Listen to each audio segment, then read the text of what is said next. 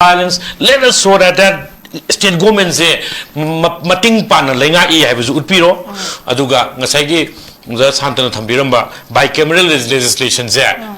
Uzik Manipur situation is a sigi how to pira amnina.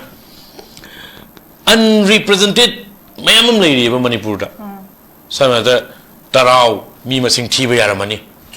So te I more like Yam Tina Pikpa may take it to Umbako with me machine and Yamain.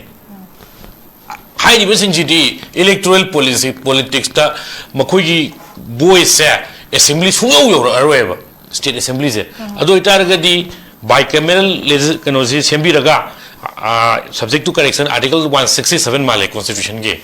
Sigi Matung in a demand to Biro, Manipur Legislative Assembly, see any Topiro, Parliamental Lok Sabha, Savala type, upper house, member of Legislative Council, MLC. MLC Thambiro, unrepresented section, ma'am, vote Lepagati, Karodoba. Sanda Tarao, I'm more vote Karaga, MLA, or Pagit chances, Sumility. Was it like Pivam Judi? ADC Bokaro. ADC the Bokaro. Makogi represent Makogi is a political ambition, let a Muidra, Hibadi, some switch with a letter.